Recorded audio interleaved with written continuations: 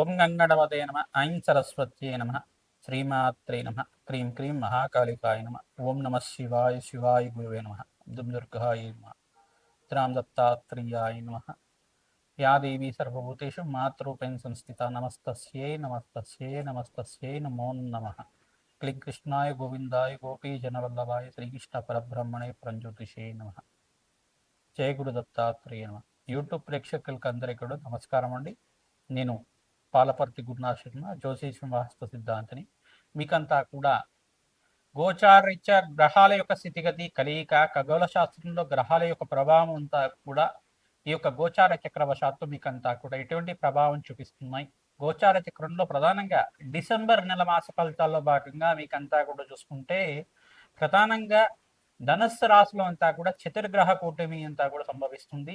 ఇదంతా కూడా గ్రహ యుద్ధంగా చెప్పడం జరుగుతుంది. ప్రధానంగా డిసెంబర్ నెలలో మనకి 7-8 తారీఖు రోజున మనకి అంగారకుడు అంతా కూడా చూసుకుంటే ఇక్కడ ధనుసు రాశిలో ప్రవేశం చేయడం ప్రధానంగా, మరియు అంగారకుడు రవి భగవానుడంతా కూడా ఈ యొక్క డిసెంబర్ నెల 18వ తారీఖు రోజున మనకంతా కూడా అంగారకుడు ధనుసు రాశిలో ప్రవేశం చేయడం, మరియు రవి భగవానుడు కూడా డిసెంబర్ 18వ తారీఖు రోజున ప్రవేశం చేయడం జరుగుతుంది. ప్రధానంగా చూసుకుంటే అంగారకుడు, రవి, తర్వాత శుక్రుడు, బుధుడు అంతా కూడా డిసెంబర్ నెలలోనే ఈ యొక్క కలయికతోటి, యుతితోటి అంతా కూడా సంభవిస్తూ ఉండడం జరుగుతూ ఉంటుంది. కావున ప్రధానంగా చూసుకుంటే ఈ యొక్క గ్రహస్థితి అంతా కూడా వివిధ మేషాది ద్వాదశ రాశుల వాళ్ళకి ఎటువంటి ప్రభావం చూపిస్తున్నాయి, స్వల్పంగా మిశ్రమైన ఫలితాలు ఇస్తూనే ఇక్కడ బృహస్పతి యొక్క శుభ దృష్టి అంతా కూడా స్వరాశి అయిన ధనుసు రాశి మీద పడడం వల్ల సమతక దృష్టి అనేది ఉంటుంది. 5వ తారీఖు రోజున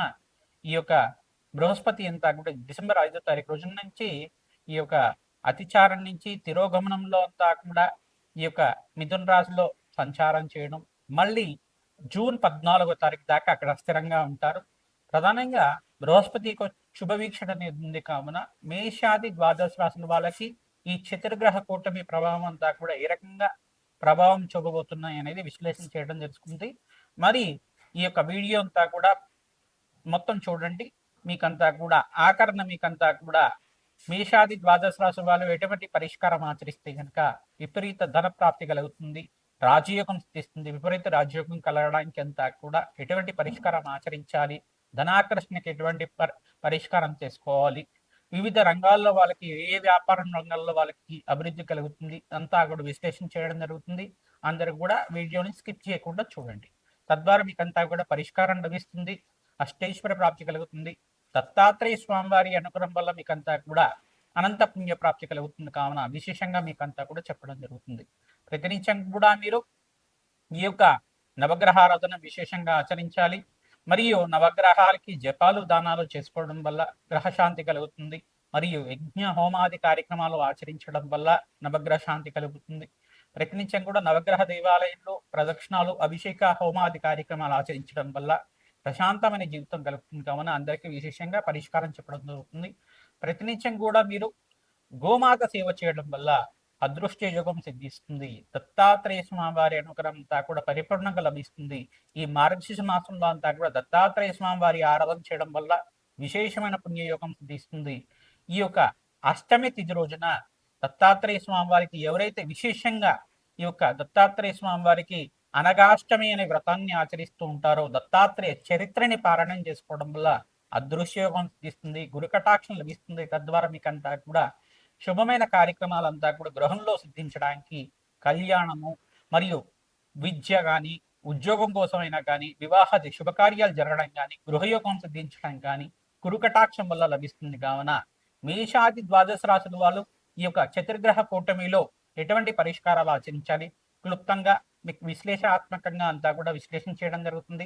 ప్రతినిత్యం కూడా దత్తాత్రేయాయ స్మరణ మాత్రైన సంతుష్టాయ నమః ఇటువంటి నామాన్ని జపాన్ని ఆచరించండి. తద్వారా నామస్మరణ మాత్రం చేత దత్తాత్రేయ స్వామి వారి అనుగ్రహం అంతా కూడా పరిపూర్ణంగా లభిస్తుంది. కావున విశేషంగా చెప్తున్నాం, మీ జన్మ జాతకమే ప్రధానమైన జాతకంగా ఉంటుంది. ఈ జన్మ జాతకంలో ఎటువంటి జాతకంలో ఉండే దోషాలకంతా కూడా పరిష్కారం ఆచరించడం వల్ల శుభయోగం సిద్ధిస్తుంది. కావున విశేషంగా అందరికీ కూడా చెప్తున్నాం. ప్రధానంగా గోచార చక్రం అనేది మనకు గ్రహాల యొక్క స్థితిగతి, కలయిక, వాటి ప్రభావం అంతా కూడా విశ్లేషణ చేస్తుంది. జన్మ జాతకమే ప్రధానమే జాతకం ఉంటుంది. మీ జాతకంలో ఉండే గ్రహదోషాలకి పరిష్కారం ఆచించాలి. మరియు గోచార చక్రంలో ఉండే గ్రహాలకు కూడా వాటి ప్రభావం మన జాతకం మీద లేకుండా వాటికి కూడా శాంతి కలిగే విధంగా చేసుకోవడం వల్ల శుభయోగం సిద్ధిస్తుంది, అదృష్ట యోగం కలిసి వస్తుంది, గురు కటాక్షం లభిస్తుంది. మీకంతా కూడా అష్టైశ్వర ప్రాప్తి కలగడానికి ఆస్కారం ఉంటుంది. వృశ్చిక రాశి జాతకులకి డిసెంబర్ నెల మాస ఫలితాల భాగంగా చతుర్గ్రహ కూటమి ధనుసు రాశిలో సంభవిస్తుంది. ప్రధానంగా చూసుకుంటే అంగారకుడు, రవి భగవానుడు, బుధుడు, శుక్రుడు అంతా కూడా కలిగితోటి ధనుసు రాశిలో సంభవించడం వల్ల ఈ యొక్క ప్రధానంగా వృశ్చిక రాశి జాతకులకి ఎటువంటి ప్రభావం చూపిస్తున్నాయి గోచార చక్ర వశాత్తు విశ్లేషణ చేయడం జరుగుతుంది. ఇక్కడ బృహస్పతి అంతా కూడా మిథున రాశిలో సంచారం చేయడం, శని భగవానుడు అంతా కూడా చూసుకుంటే ప్రధానంగా మీనరాశిలో సంచారం చేయడం, రాహు అంతా కూడా కుంభరాశిలో సంచారం చేయడం, కేతు అంతా కూడా ఇక్కడ చూసుకుంటే సింహరాశిలో సంచారం చేయడం, గ్రహస్థితి అంతా కూడా ఈ రకంగా ఉంది. ప్రధానంగా ఇక్కడ చూసుకుంటే స్వల్పంగా మిశ్రమైన ఫలితాలంతా కూడా ఈ యొక్క అమావాస్య దాకా అంతా కూడా మిశ్రమైన ఫలితాలంతా కూడా చెప్పడం జరుగుతుంది.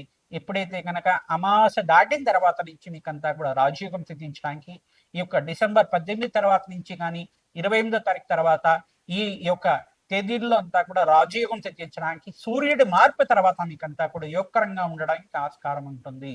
ప్రధానంగా చూసుకుంటే రవి భగవానుడి ప్రీతికరంగా జప హోమాది కార్యక్రమాలు ఆచరించాలి. ప్రధానంగా శుక్రుడికి, బృహస్పతికి మరియు శని భగవానుడికి అంతా కూడా జప హోమాది కార్యక్రమాలు ఆచరించుకోవడం రాజయోగం చూపించడానికి ఆస్కారం ఉంటుంది. సుబ్రహ్మణ్య శాంతి హోమాది కార్యక్రమాలు ఈ యొక్క అంగారకుడు ప్రీతికరంగా జప హోమాది కార్యక్రమాలు ఆచరించుకోవడం వాళ్ళకి అష్టైశ్వర్య ప్రాప్తి కలుగుతుంది. అప్పుల బాధల నుంచి బయటపడడానికి ఆస్కారం ఉంటుంది. దత్తాత్రేయాయ స్మరణ మాత్రేణ సంతుష్టాయ నమః నామాన్ని జపాన్ని ఆచరించండి. దత్తాత్రేయ కవచాన్ని పారాయణం చేయించండి. ప్రధానంగా దత్తాత్రేయ చరిత్రనంతా కూడా ప్రతినిత్యం కూడా పారాయణం చేయండి. అష్టైశ్వర ప్రాప్తి కలుగుతుంది. గురువారం అష్టమి తిథి రోజున మీరంతా కూడా విశేషంగా దత్తాత్రేయ చరిత్రనంతా కూడా పారాయణం చేయడం, అభిషేక హోమాది కార్యక్రమాలు ఆచరించుకోవడం, దత్తాత్రేయ స్వామివారి దేవాలయంలో విశేషంగా మీరంతా కూడా జప హోమాది కార్యక్రమాలు ఆచరించడం వాళ్ళకి అష్టైశ్వర ప్రాప్తి కలగడానికి ఆస్కారం ఉంటుంది. విశేషంగా మీరంతా కూడా దగ్గరలో ఉంటే దత్తాత్రేయ స్వామివారి దేవాలయంలో అంతా కూడా అభిషేకాలు చేయించండి. ఈ యొక్క కూష్మాండ దీపం కానీ, ఆవునైతో దీపారాధన కానీ, రావి చెట్టు, వేప చెట్టు ఉన్న ప్రాంగణం దగ్గర, ఔదంబర వృక్షం దగ్గర అంతా కూడా మీరంతా కూడా దీపారాధన చేయడం, ప్రదక్షిణాలు ఆచరించడం వల్ల అష్టైశ్వర ప్రాప్తి కలగడానికి ఆస్కారం ఉంటుంది. ప్రతినిత్యం కూడా గోమాత సేవ చేయాలి.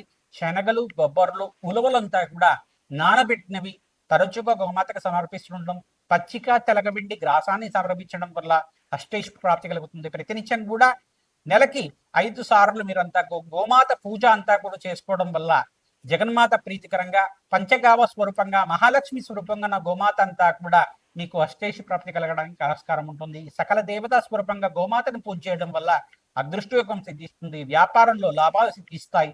వంశాభివృద్ధి కలుగుతుంది. వివాహాది శుభకార్యాలు సిద్ధించడానికి ఆస్కారం ఉంటుంది. దత్తాత్రేయ స్వామి వారి అనుగ్రహం అంతా కూడా పరిపూర్ణంగా లభించడానికి ఆస్కారం ఉంటుంది. శ్రీమాత్రే నమః.